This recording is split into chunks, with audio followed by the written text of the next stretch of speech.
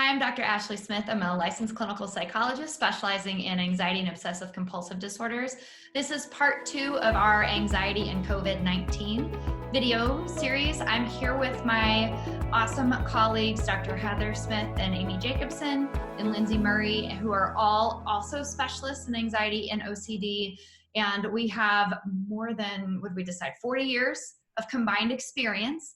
And we want to talk a little bit about how parents can help their children navigate this really scary time. There is a lot of scary news out there. Massive changes are happening. Kids have never encountered a time when schools have closed, when it's not something like snow days. And so there's a lot of fear, a lot of stress, and a lot of worry. And we want to give you some tips for helping your kids navigate this time. So ladies, thanks for being here. Right off the bat, I would love to hear just the biggest concerns that come to mind for you, or the biggest pieces of advice that you have for parents helping their kiddos right now. You know, number one, kids need corrective information. So, it's surprising how much they get from the playground and different sources. And, my kids came home saying things about coronavirus before I had even talked to them about it. And, kids have a tendency to blow up those worries and fill in holes with misinformation. And I think, number one thing that parents can do is really give them corrective information that is age appropriate. At my kids' school, there was some talk of kids on the playground playing coronavirus tag, which was just awful, kind of like it was cooties. And, they just don't know what's going on, And so I think it's really important to talk to kids about, that this is a flu. You've had the flu before. If you get sick, we know what to do. And to talk about the social distancing as, a way for us to protect people that might be at risk. And that, it's not that we're going to get sick if we step outside of our doors, but it's just something we're doing temporarily to help the nation and at-risk populations. And I think focusing on that kind of giving aspect of it can be helpful for kids as well. Mm-hmm. Yes, I would agree with all of that, Heather. Well said. And I think a part of it is also being mindful of how much you've got the TV on, how much kids are being exposed to this information. So like Heather said, we want to make sure they're getting corrective information. We want to make sure that they have an understanding of it at a level that's appropriate for their age and development. But we can, as adults, sometimes forget that the news is on in the background and they're picking up this information and they're listening to all of this. So we may be curious, we may kind of forget that it's on, but kids are kind of soaking in this information that we can filter at times pretty well and say, you know what, the news is really kind of sharing a lot of information that can be scary, but I'm going to take this in and be aware of what I'm going to listen to, what I'm going to just be aware of, but kind of set aside. But kids have a harder time being able to filter it in that way. And so we need to be their filters. We need to be aware of when to just turn the TV off, when to turn the radio off, and how we want to communicate information to them about this condition. And really managing your own anxiety as well. We send a lot of indirect messages to our kids. So the more you can manage your own anxiety and your own stress, the better it's going to be for your kids too. Absolutely. And I think I would echo what you guys have said so far, that in my experience, kids need to have accurate information. And when we say, oh, don't worry about it, it's no big deal, that's not actually going to be helpful for them. We intend that as a protective measure.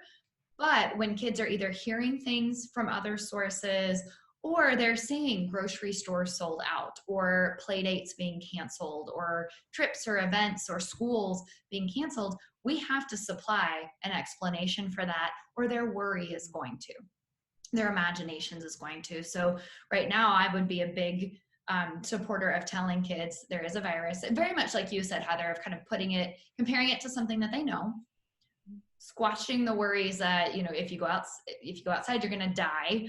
So we want to kind of right size that and put it in perspective, but explaining why we're taking these precautions.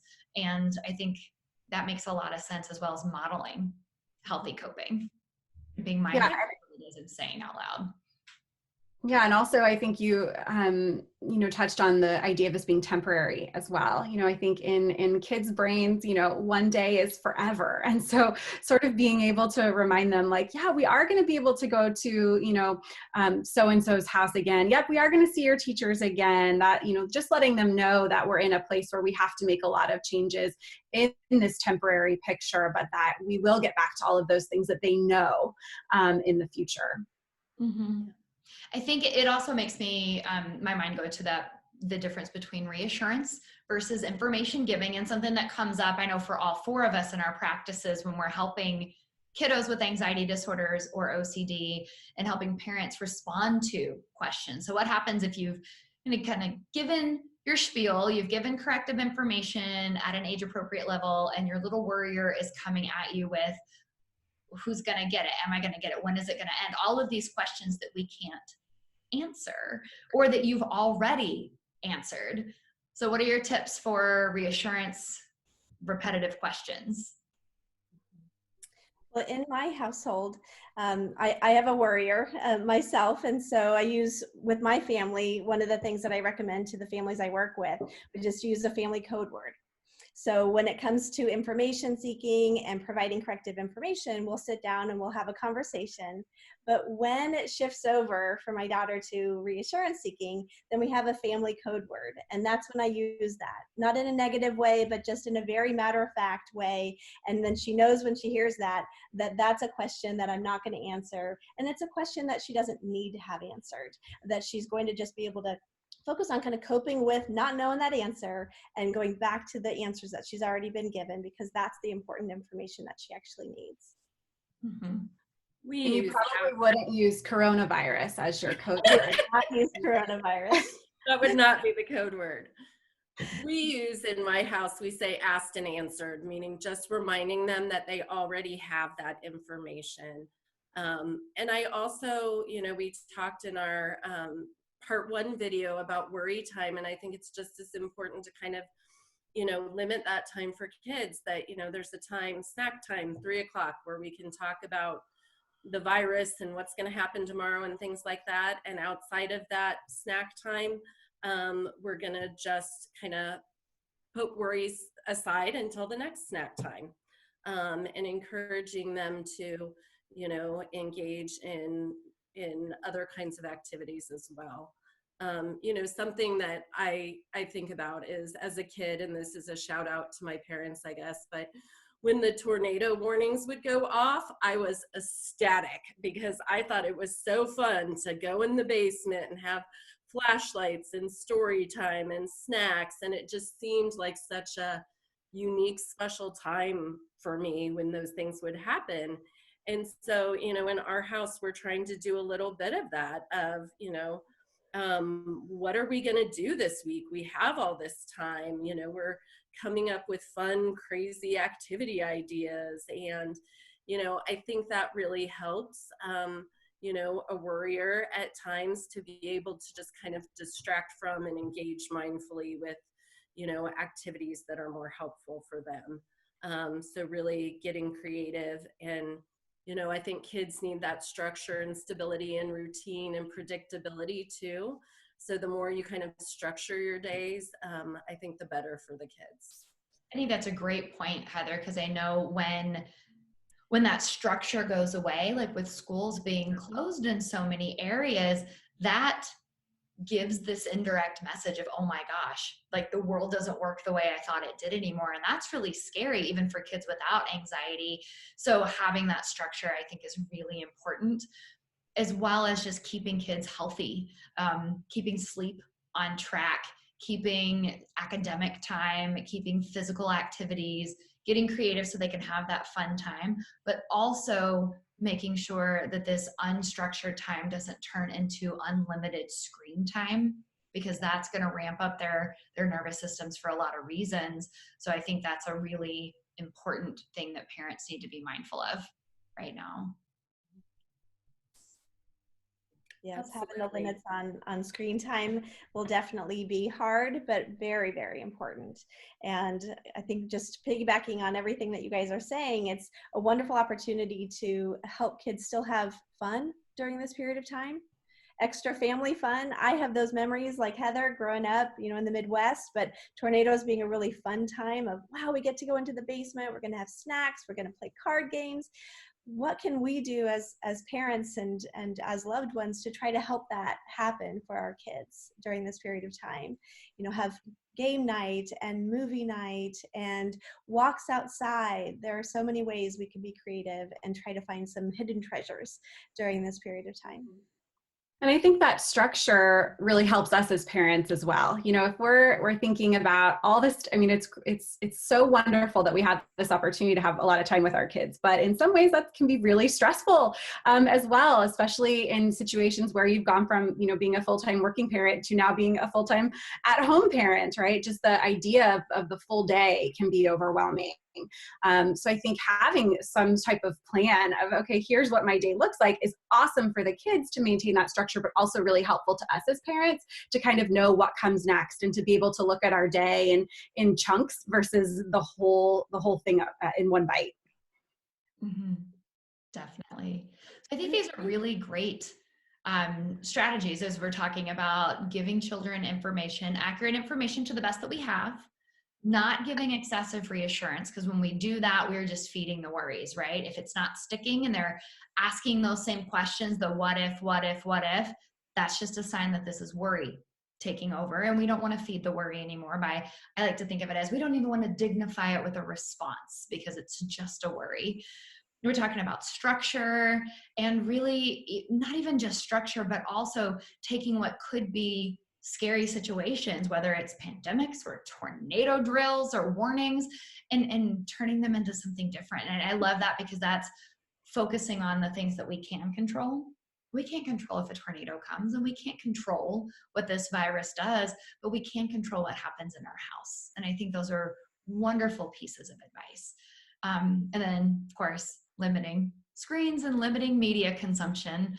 Those are standard recommendations, even during healthy times. So what are we missing, ladies? What other topics come up when it comes to advice for parents or for kids? I think we talked in part one a lot about changing the channel away from the worry channel. And I think that that's a really good strategy for kids as well.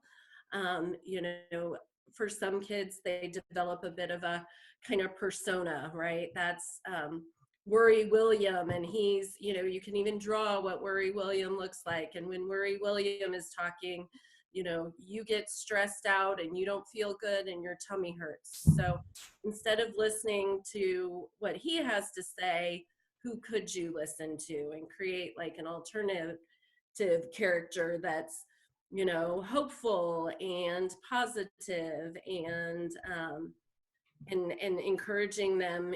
Sometimes I also talk about SMART statements, kind of like coping statements, give 2 or 3 for kids and kind of remind them, it's like the flu, like maybe just that statement and being able to remind themselves it's like the flu might really help them. So developing 2 or 3 true, simple statements, right? That might help kids kind of focus on the facts and the skills they have, and kind of keep them from going on those worry trains. I love that. I call those bravery statements. Yes. Yeah, I like that. I think just general stress management. We talked about exercise, making sure we're not letting our kids be on screens all day. But I think that if we can be intentional about some specific stress management strategies, that can help as well. Maintaining a regular bedtime, at least to the extent that we can. There may be some flexibilities here and there, but trying to maintain a general, bedtime plan and your bedtime process, keeping that consistent will be very helpful to kids. Having a a regular kind of breakfast routine. Just having that consistency, having that routine will help them to manage stress. Time for stretching, time for mindfulness practice, certainly time for exercise, like we've talked about already. All of those things will help them emotionally, and we actually know that will help them physically as well. There's good science to show that individuals who are managing their stress better, getting better sleep, having healthy food intake, all of the above, will be less likely to get sick for flu and other viruses. And although we don't yet know that entirely for coronavirus, we would assume that those same benefits can come with good stress management. So it can be another way to stay healthy during this period of time. And if your child isn't working with a therapist and hasn't learned a lot of those coping strategies, there are, quite a lot of, YouTube resources where they kind of teach you how to do some calm breathing, some muscle relaxation. There are many apps as well that kind of do some guided mindfulness in a kind of a kid-friendly way. So there are resources, for helping us build those stress management skills that maybe before this really didn't need to be a focus for your for families or for kids, but now are kind of more important. All right, favorite apps for kids and teens. Stop, Think, Breathe, I think, is one. Mm-hmm. Yes, that's a great one, because they've got the adult, kind of teenage adult version, but then they also have the young kid version with some fun videos. I know Zen is another one. Oh, which one? Go Zen. Yeah, I love even their blog posts are fantastic. And for parents, Go Zen and Child Mind Institute, I think it's childmind.org, have fantastic blog posts and videos for parents. So those are great resources. Apps wise, I like MindShift and Headspace. I think more for older kids than younger ones. I actually learned about Headspace way back originally from a teenager who we were talking about mindfulness, and she looked at me and she's like, Ashley, that's an app I've been using for ages. Here, let me show you. It was really cute. Great. And great YouTube resources, that AT Parenting for Anxiety is a YouTube channel with an established clinician who does a lot of educational videos for parents and for kids and for teens. And there's some that are kind of separated out more for, this is geared towards parents, this is geared towards your younger kids. So for those that are just kind of learning about managing anxiety, I think that's a great first step too. Another app that I really love is Smiling Mind. I love it because it's free, and then also because you can put the person's date of birth in, and then it'll give you exercises that have been developed for that age group, which is helpful. Thank you I forgot that is a good one. So lots of good resources out there. So be sure that you're finding credible information. Thank you for joining me, ladies. I think this is really helpful to have some practical, actionable tips for parents. Thanks a bunch.